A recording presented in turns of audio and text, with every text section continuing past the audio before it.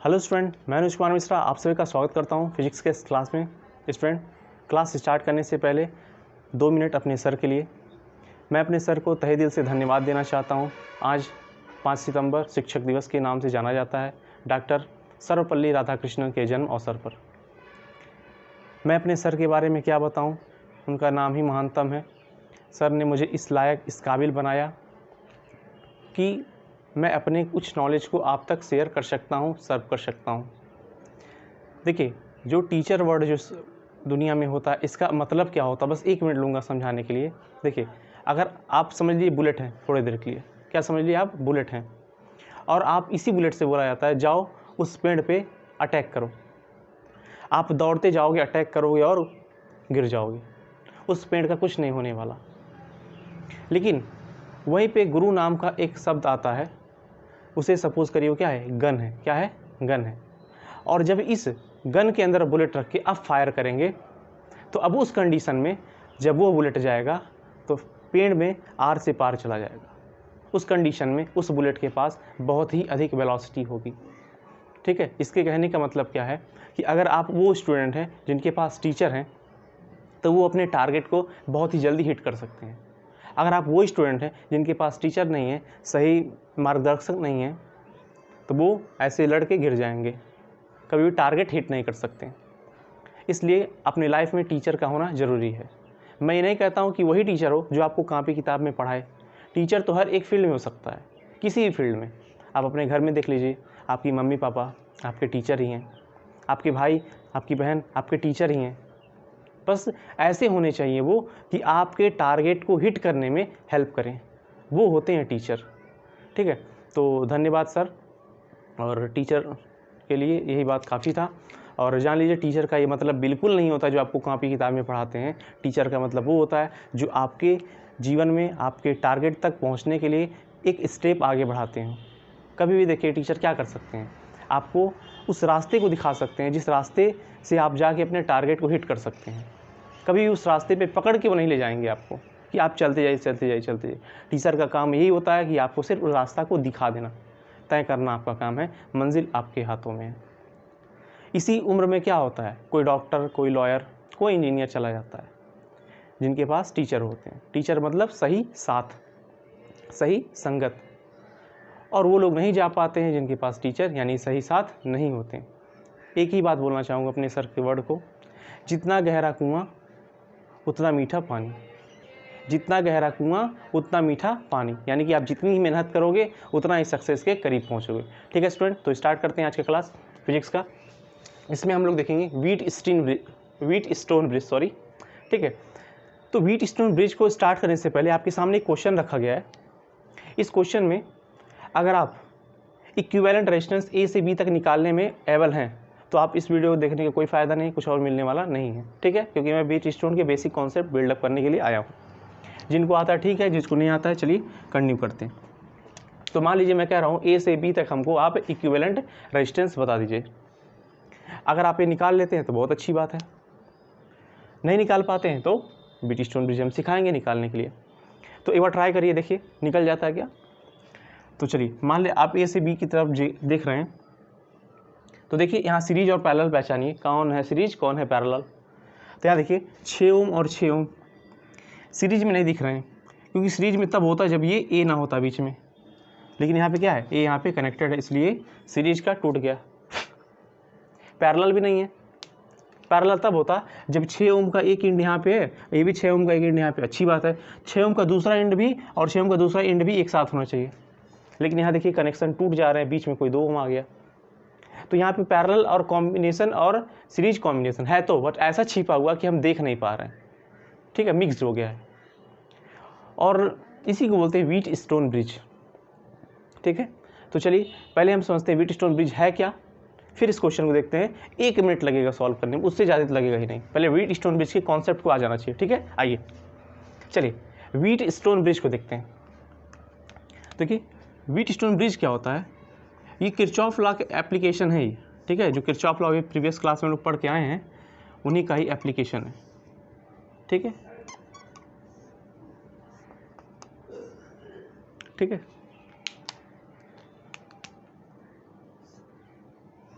देखिए मान लीजिए A है, ये B है, ये C है और ये D है। लेट अस सपोज दैट यहाँ पे रेजिस्टेंस R1 लगा है, यहाँ पे R2 लगा है, यहाँ R3 लगा है और यहाँ पे R4 लगा है। व्हीट स्टोन ब्रिज कहते क्या है? व्हीट स्टोन ब्रिज की अगर मैं बैलेंस कंडीशन की बात करूँ, देखिए दो कंडीशन होता है। पहला होता है बैलेंस व्हीट स्टोन ब्रिज और दूसरा होता है अनबैलेंस व्हीट स्टोन ब्रिज। ठीक है, तो मैं अभी आपके लेवल में बैलेंस व्हीट स्टोन ब्रिज की बात करता हूँ। ठीक है, तो देखिए व्हीट स्टोन ब्रिज में क्या होता है, आप 4 रजिस्टर लेते हो। क्या लेते हो? 4 रजिस्टर। 4 रजिस्टर को आप क्या लगाते हो? इस तरह लगाते हो कि वो क्या करें, क्वाड्रिलेटरल के आर्म को शो करे। देखिए क्वाड्रिलेटरल के आर्म को शो कर रहा है।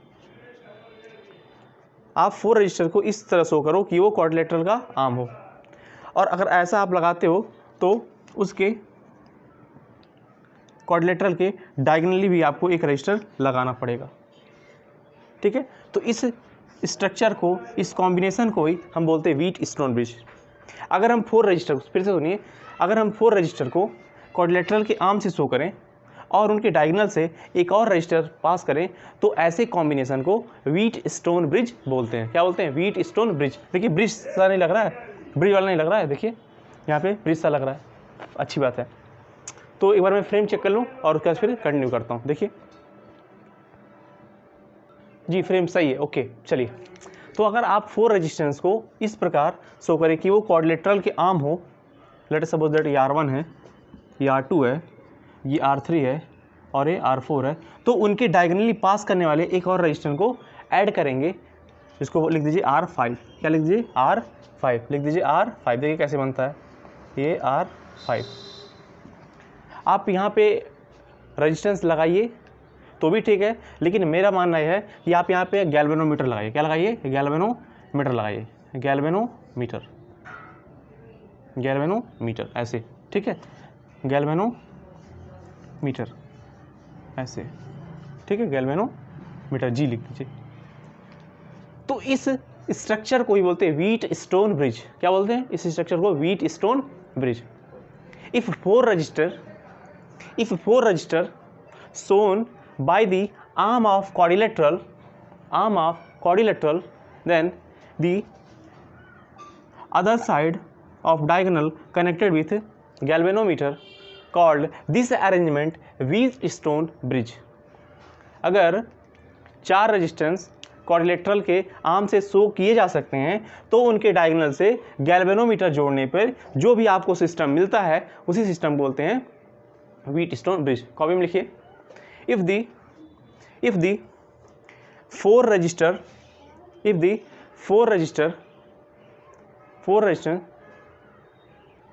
shown as the arm of quadrilateral, then galvanometer connected diagonally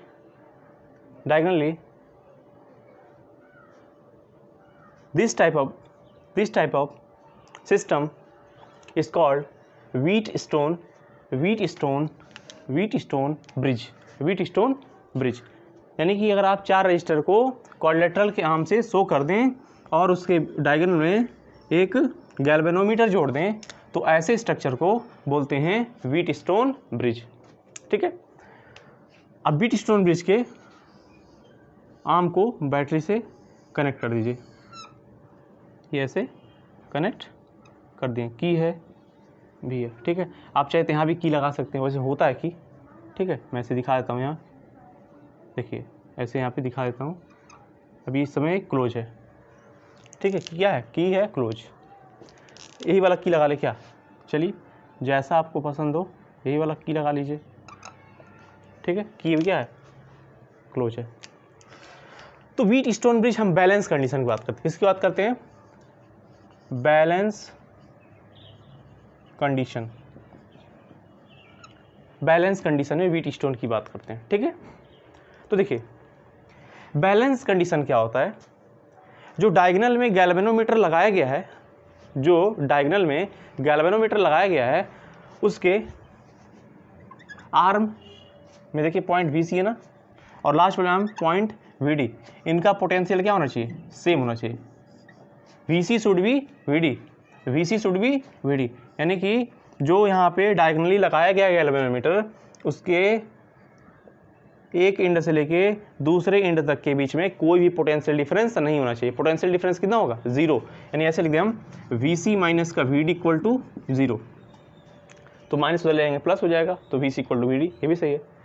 for देखिए फॉर बैलेंस व्हीटस्टोन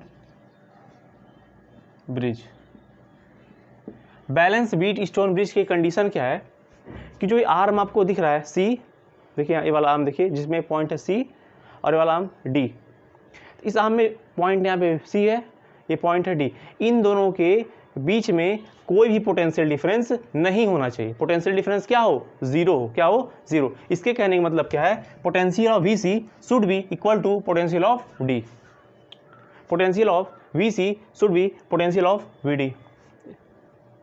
तो इन दोनों के बीच का पोटेंशियल क्या होना चाहिए, सेम होना चाहिए, और पोटेंशियल डिफरेंस बोल सकते हैं जीरो होना चाहिए। तो ऐसे कंडीशन को बोलते हैं valence Wheatstone bridge, valence Wheatstone bridge, ठीक है, वैलेंस व्हीटस्टोन ब्रिज, ऐसे कंडीशन को बोलते हैं वैलेंस व्हीटस्टोन ब्रिज। तो अगर कहीं ऐसा होता है तो इस आर्म का देखिए, इस आर्म का रेजिस्टेंस कितना है, R1 है, ठीक है, इस आर्म का रेजिस्टेंस कितना R2 है, इनका रेशियो यानी कि पहले आर्म R1 दूसरे आर्म R2, इनका रेशियो यानी कि पहला रेजिस्टेंस R1 दूसरा रेजिस्टेंस R2 का रेशियो इक्वल होगा R3 बाई R4 के। ये होता है valence Wheatstone bridge, valence Wheatstone bridge.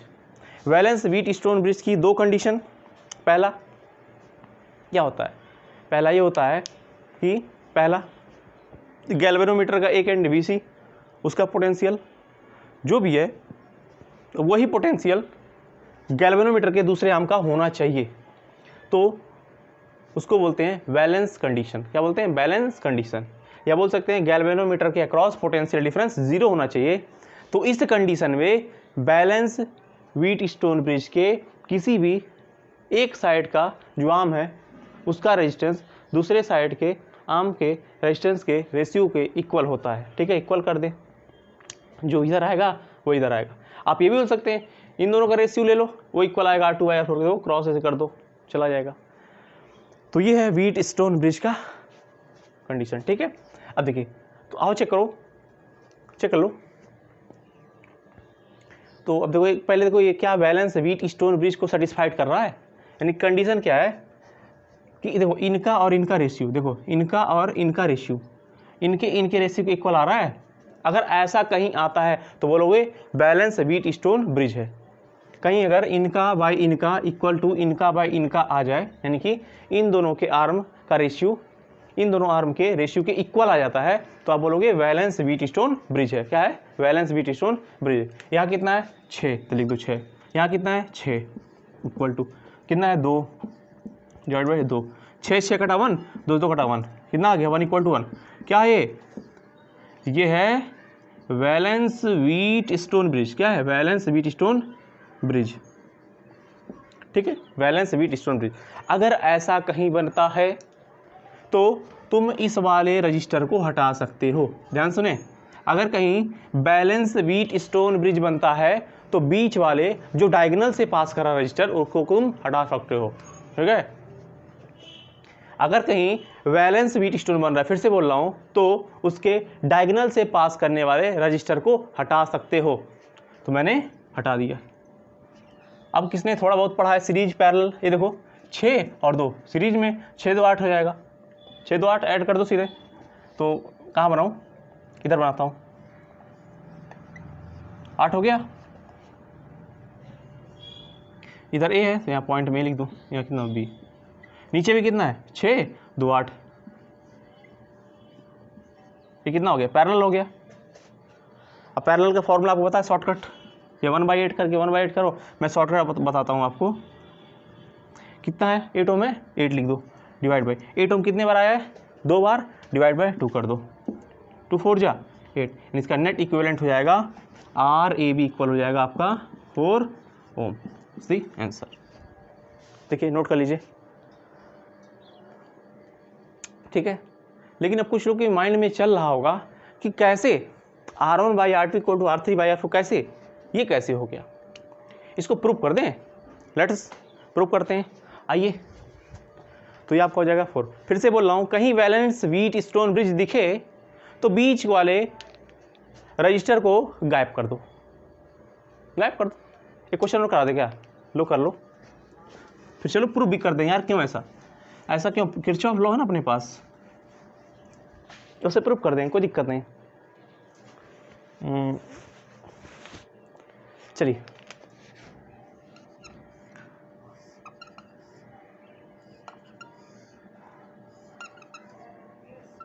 देखिए, कोई जब रजिस्टर वाला क्वेश्चन आप सॉल्व करोगे तो वहाँ व्हीटस्टोन बनेगा बट आपको दिखेगा नहीं, ठीक है। चलिए कराते हैं।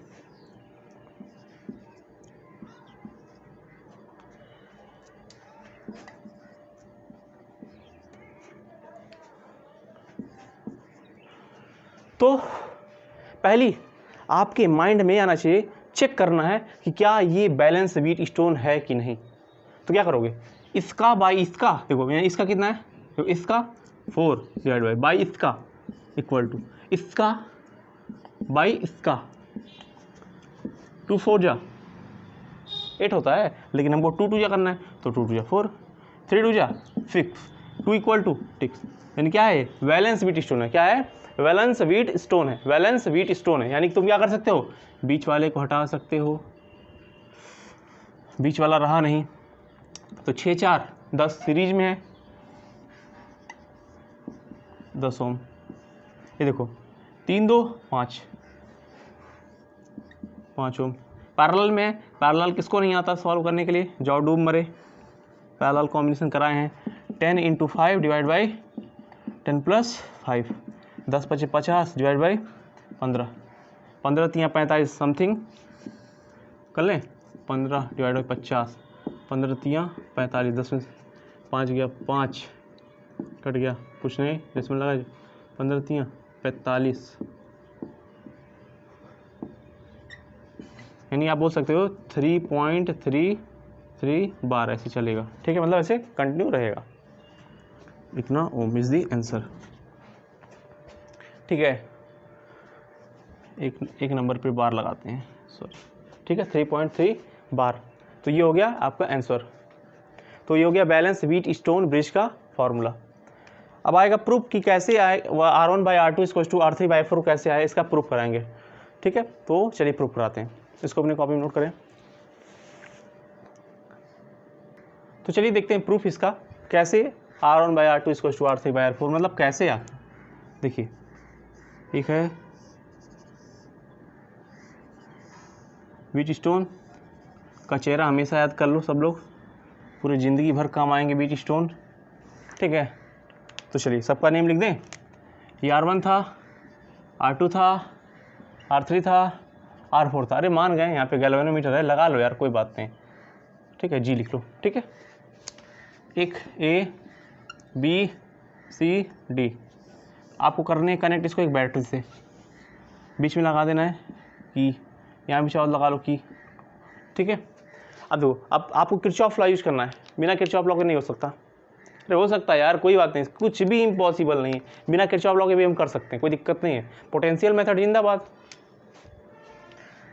टेंशन नहीं लेने का, चाहोगे तो भी कर देंगे। मान लो करंट I आ रहा है, अब मैं मान लेता हूँ I1 + I2 आ रहा है, कितना आ रहा है, I1 + का I2, मैं करंट I1 + का I2 है, तुम कुछ भी करंट भेज सकते हो यार, बस डिस्ट्रीब्यूशन सही करना। देखो I1 + I2 आ रहा है, I1 + I2 आ रहा है, मान लो इधर चला गया I1, इधर चला गया I2, ठीक है, ठीक, I1 देखो मान लो I1 आया, और ये अब देखिए यहाँ का पोटेंशियल कितना है VC, और यहाँ का पोटेंशियल क्या है VD। हम जानते हैं VC = VD, VC इक्वल क्या होता है VD के, VC = VD। अब देखिए करंट आपका I1 आ रहा है, यहाँ पोटेंशियल VC और यहाँ पोटेंशियल VD, तो यहाँ और यहाँ का पोटेंशियल क्या है, सेम है, यहाँ का पोटेंशियल और यहाँ का पोटेंशियल क्या है, सेम है, यानी इन ब्रांच में पोटेंशियल डिफरेंस कितना है, इस ब्रांच में पोटेंशियल डिफरेंस 0 है। और जब भी पोटेंशियल डिफरेंस नहीं होता है तो करंट उस रास्ते में नहीं जाता है। ठीक है, तो आपका जो I1 है वो ऐसे निकल जाएगा। ठीक है, I2 आपका रहा है, I2 भी इधर नहीं जाएगा क्योंकि जो पोटेंशियल यहाँ का है वही पोटेंशियल यहाँ का है, दोनों के बीच का डिफरेंस 0, तो पोटेंशियल डिफरेंस 0 तो करंट नहीं जाता है। करंट हमेशा हाई से लो की तरफ जाता है, यहाँ तो 0 जा रहा है, तो आपका I2 फिर दोनों मिल जाएंगे, क्या हो जाएंगे, I1 प्लस का I2। लिखो, अब लिखो किरचॉफ लॉ, लिखो according to Kirchhoff law, according to Kirchhoff law, according to Kirchhoff law, Kirchhoff second law. Loop लगाओ, loop A C D A, देखो इन लूप ए सी डी ए में। चलो यहाँ चल रहे हो, चलो ए से चलो सी, जब ए से सी चले तो यहाँ पे रेजिस्टेंस कितना R1 लिख लो, करंट कितना I1 लिख लो। ठीक है, और देखो सी से चले डी, लेकिन ध्यान रहे हम जा रहे हैं ए से सी तो करंट भी जा रहा है ए से सी, हम जा रहे हैं ए से सी करंट भी जा रहा है ए से सी, तो आगे माइनस लगा लेंगे। सी से डी कोई करंट नहीं है, कोई मतलब नहीं, छोड़ दीजिए सी से डी। डी से चलो, हम जा रहे हैं डी से ए, तो करंट कितना है I2, रेजिस्टेंस कितना है R2, तो लिखो R2 I2।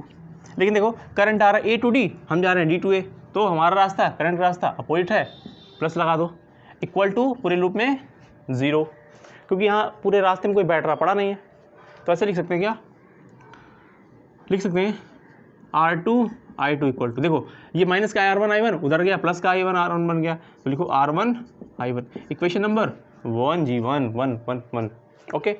अब लिखिए इन लूप देखिए सी बी डी सी, सी से बी चलिए, जब सी से बी चल रहे हैं तो यहाँ पे रेजिस्टेंस कितना है R3 लिख लो, करंट कितना है I1 लिख लो। लेकिन देखो सी से बी हम भी जा रहे हैं और करंट भी जा रहा है, तो आगे माइनस लग जाने हैं।